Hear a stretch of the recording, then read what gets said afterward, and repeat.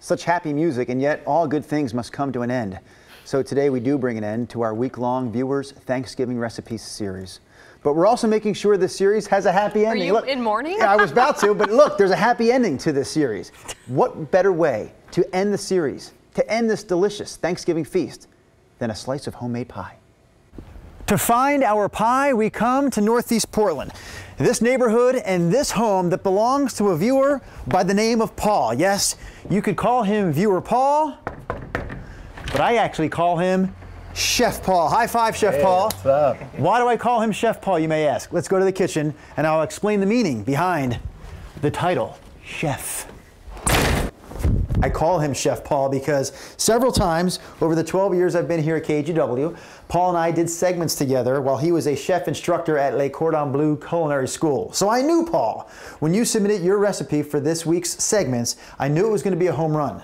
This is, tell me if I get this all right, a Filbert bacon praline sweet potato pie. Where the heck did you come up with this? It was practically an answer to a dare amongst my sons. We decided in our family pie rotation for Thanksgiving that, yeah, we need another one. And I'm like, what about bacon on sweet potato pie? And you can't do that. Yes, you can. Yes, we can. Yes, he can. All right, so there's a filling component, there's the crust, there's the topping. Which of these should we tackle first? Well, the crust and the filling are pretty easy. They're standard crust and filling recipes, very similar to pumpkin pie, sweet potatoes are, but that praline, a little trickier. For the praline then, we go to the stove.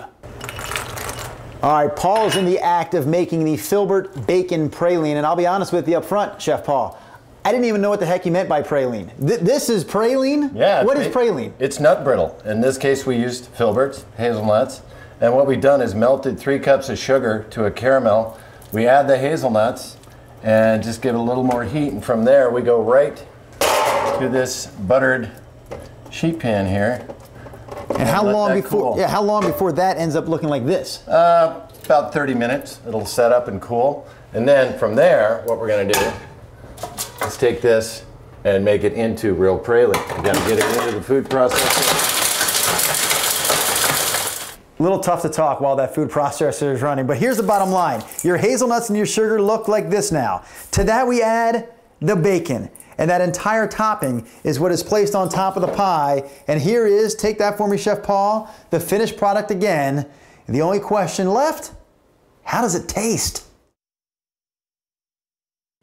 I can answer that question, because there you see I'm shoving a piece of pie into my mouth next to Chef Paul. It tastes awesome. More on that in a moment. But if you want to check out this recipe and try to tackle it yourself, the entire recipe is spelled out on my KGW TV Facebook page. Allow me to cough for a moment. Thank you very much. There's 3 parts to the process. It is not, I'm going to say, an easy recipe, because you have the filling, you have the homemade crust if you do it like Chef Paul, and you have that difficult topping to try to tackle. Yeah. But honestly, I'm going to say this.